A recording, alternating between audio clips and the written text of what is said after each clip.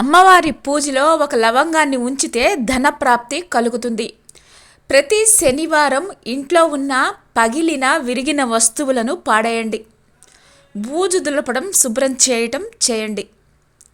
గోడలపై పెన్సిల్, బొగ్గు గీతలు గీయడం వల్ల అప్పులు పాలయ్యే అవకాశం ఉంది. వీలైనంత నల్ల కుక్కకు రొట్టెలు తినిపించటం వల్ల భైరవుని కృపకు పాత్రులు అవుతారు. కాకులకు బియ్యం వేయడం వల్ల పితృదేవతలు సంతృప్తి చెందుతారు. 4 చిన్న మేకులు తీసుకొని నృసింహ మంత్రాన్ని చెబుతూ మీ సింహద్వారానికి ఇరుపక్కల దించేయండి. దీనివల్ల ఎలాంటి దుష్టాత్మలు ఇంట్లోకి ప్రవేశించవు. ఇంట్లో డబ్బు నిలవాలంటే 4 గచ్చకాయలు తీసుకొని లక్ష్మీ మంత్రాన్ని 108 సార్లు చెప్పి బీరువాలో పెట్టండి.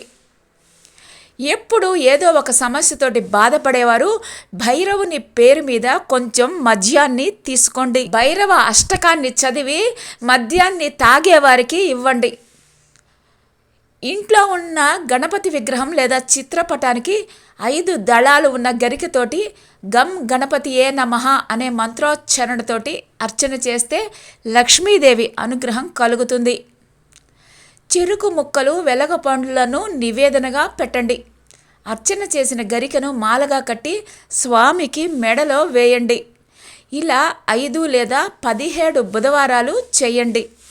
ఆవు నేతితోటి లేదా నువ్వుల నూనెతోటి దీపారాధన చేయండి. లక్ష్మీదేవి విగ్రహాన్ని ఆవు నేతితో అభిషేకం చేస్తే ఐశ్వర్య ప్రాప్తి లభిస్తుంది. పన్నీరుతో కొత్త తెల్లని వస్త్రాన్ని తడిపి ఎండబెట్టి ఆ వస్త్రంతో ఒత్తులు చేసి శుక్రవారం ఆవు నేతితోటి 3 ఒత్తులతోటి దీపారాధన చేస్తే సకల సంపదలు కలుగుతాయి.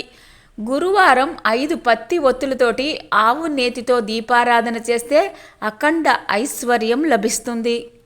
శ్రీ మహాలక్ష్మి స్తవాన్ని త్రిసంధ్యలలో పఠిస్తే మహాధనవంతులు అవుతారు. ప్రతిరోజు సంపుటిత సహిత శ్రీ సూక్తం చదివితే అఖండ లక్ష్మి కరుణిస్తుంది. కమల సప్తమి వ్రతాన్ని చైత్ర వైశాఖ మాసాలలో శుక్ల సప్తమి రోజు మత్స్య పురాణంలో చెప్పిన ప్రకారం చేస్తే మహా సంపదలు కలుగుతాయి. కనకధార స్తవం ప్రతిరోజు త్రిసంధ్యలలో పఠిస్తే అపార సంపద కలుగుతుంది.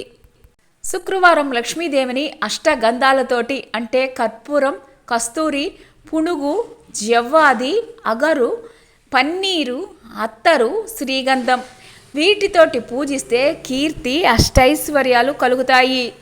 శ్రీ మహాలక్ష్మికి పెసరపప్పు, అన్నం, తేనెను నైవేద్యంగా సమర్పిస్తే అధిక ధనలాభం కలుగుతుంది.